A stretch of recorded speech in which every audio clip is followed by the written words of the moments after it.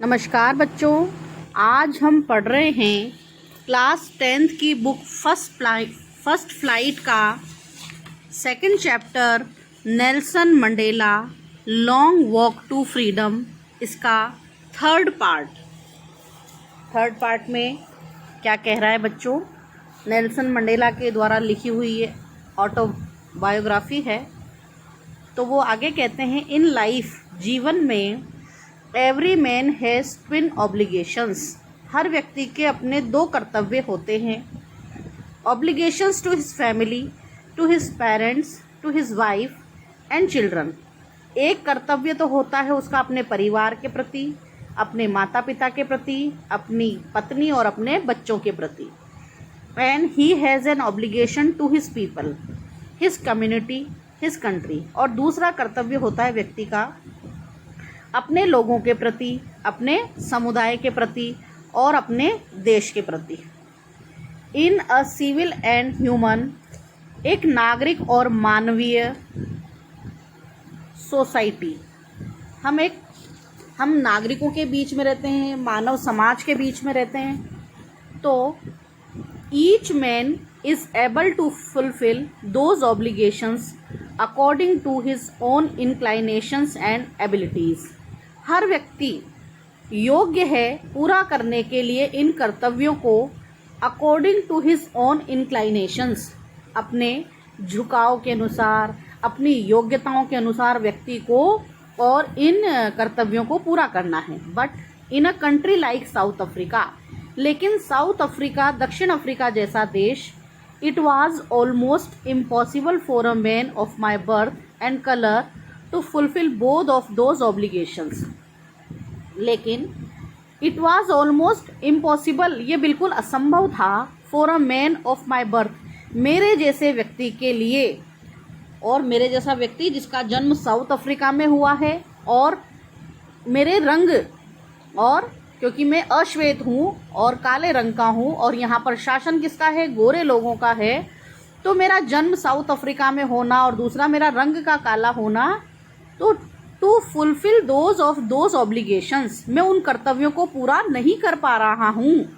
इन South Africa, दक्षिण Africa में, a man of colour who attempted to live as a human being was punished and isolated.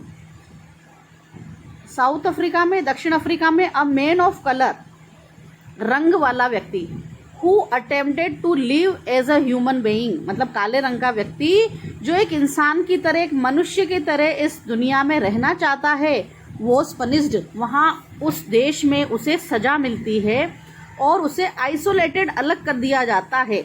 In South Africa, a man who tried to fulfil his duty to his people was inevitably ripped from his family and his home and was forced to live a life apart, a twilight existence of secrecy and rebellion।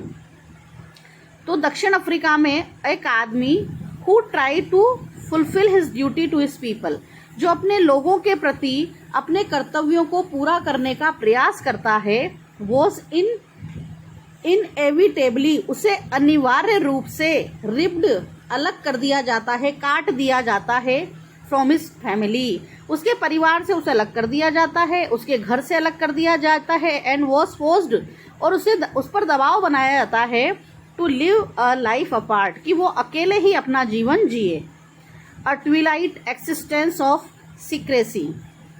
और फिर क्या होता है? अस्तित्व किसका? गुप्तता का, और ट्विलाइट मतलब धुंधलापन, और उसके अस्तित्व का धुंधलापन वहाँ छा जाता है, और उस व्यक्ति को रिबेलियन, और उसको विद्रोह करने के लिए मजबूर किया जाता है।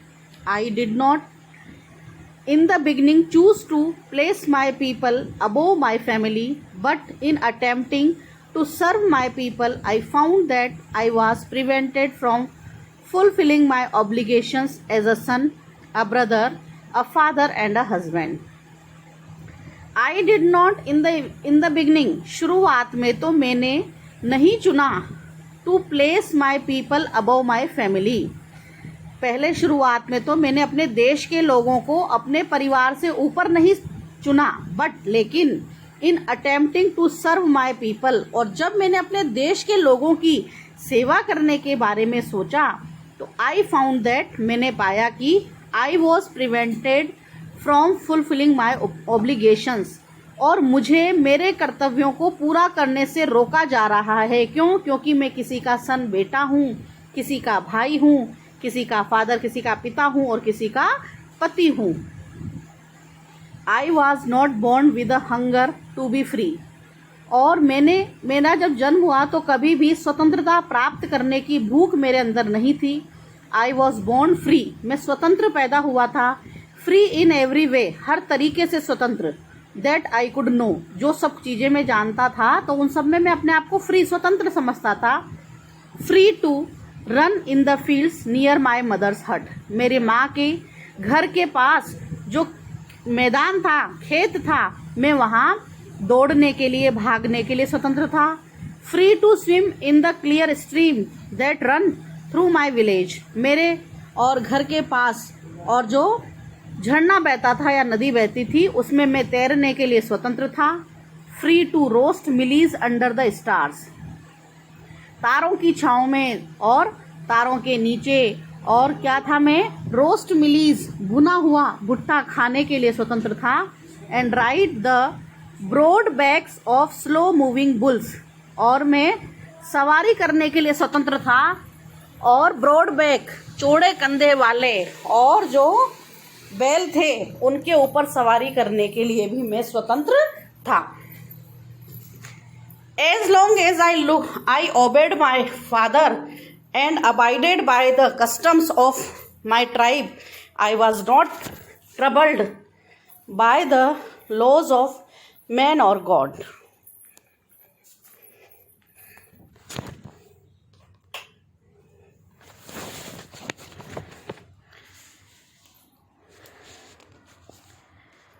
As long as, जब तक I obeyed, मैंने पालन किया मेरे पिताजी की बातों का, and abided by the customs of my tribe, और जब तक मैं अपने मेरी जो प्रजाति थी, मेरे जो लोग थे, जिस जनजाति से मैं बिलोंग करता था, तो उसके रीति रिवाजों से जब तक मैं बंधा रहा, जब तक इन चीज़ों का पालन करता रहा, आई वॉज नॉट ट्रबल्ड, तब तक तो मुझे कोई परेशानी नहीं हुई। By the laws of man और गॉड, जब तक मैं इंसान के बनाए हुए और भगवान के बनाए हुए नियमों का पालन करता रहा। It was only when I began to learn that my boyhood freedom was an illusion, और सारी परेशानी तो तब हुई जब आई बिगेन टू लर्न, जब मैं ये जानने लगा कि जो मेरा बॉयहुड लड़कपन है, लड़कपन की जो फ्रीडम, स्वतंत्रता है, ये सारी की सारी एक इल्यूजन, भ्रम है। वास्तव में मैं दिखने में स्वतंत्र हूँ लेकिन फिर भी मैं स्वतंत्र नहीं हूँ। When I discovered as a young man that my freedom has already been taken, जब मुझे पता चला, जब मैं युवा हुआ, तो मैंने क्या देखा कि मेरी जो स्वतंत्रता है वो पहले ही मुझसे छीनी जा चुकी है। That I began to hunger for it, तो फिर मेरी भूख बढ़ गई, और मेरी भूख किसकी थी? स्वतंत्रता प्राप्त करने की। एट फर्स्ट, सबसे पहले एज ए स्टूडेंट, जब मैं विद्यार्थी था, I wanted freedom only for myself, तो मुझे स्वतंत्रता केवल अपने लिए चाहिए थी। The transitory freedoms of being able to stay out at night, जब मैं विद्यार्थी के रूप में मैं क्या चाहता था? मुझे ट्रांजिटरी मतलब क्षणभंगुर स्वतंत्रता चाहिए थी, of being able to stay out at night, कि मैं रात को भी घर से बाहर रह सकूं और मुझसे कोई प्रश्न नहीं करे। रीड वॉट आई प्लीज, जो मैं चाहूं वो पढ़ूं, and go where I choose, और मैं जहां चाहूं वहां चला जाऊं। लेटर, बाद में, एज ए यंग मैन, जब मैं युवा हुआ और मैं उस समय इन जोहान्सबर्ग में था, आई यर्न्ड, तो मैंने चाहा, मैंने क्या चाहा?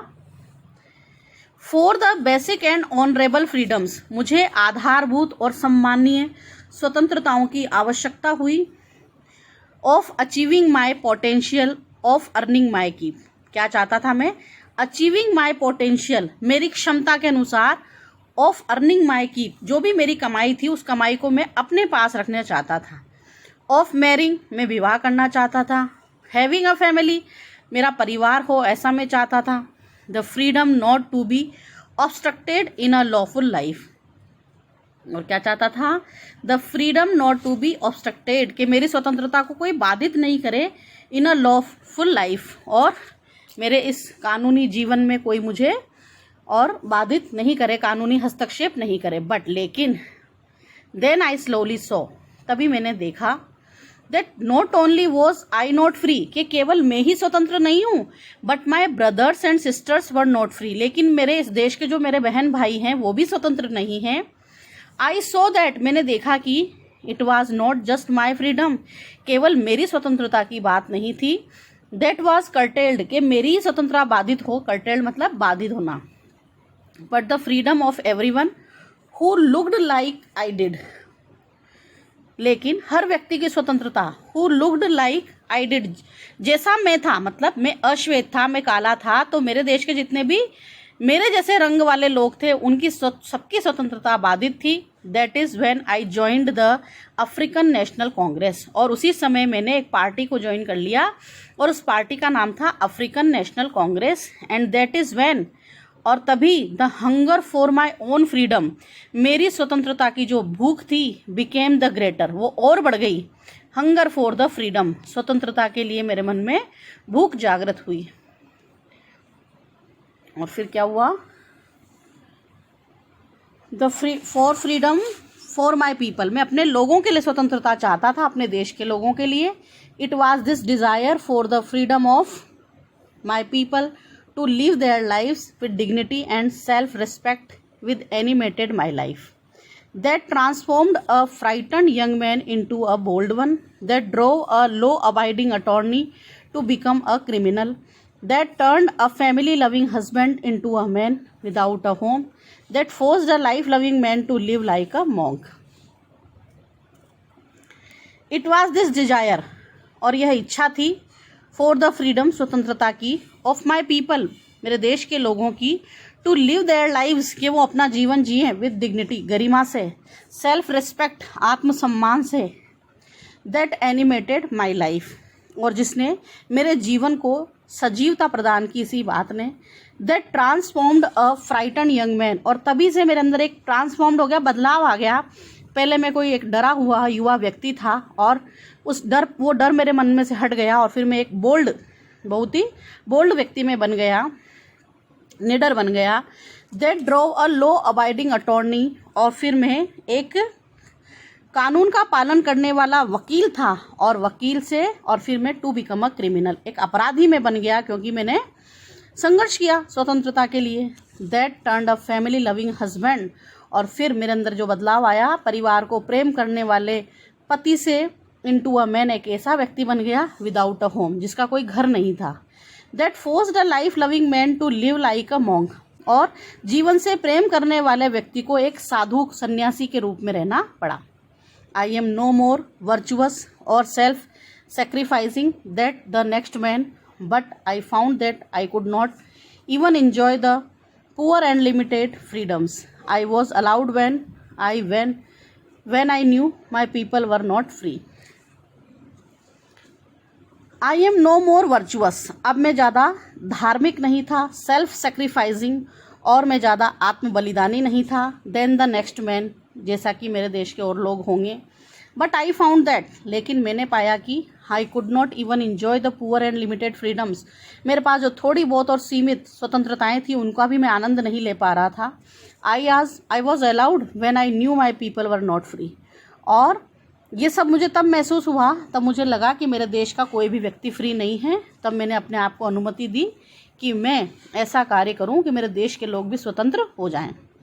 फ्रीडम इज़ इनडिवाइजेबल, स्वतंत्रता है वो अविभाजित है, उनको कोई बांट नहीं सकता।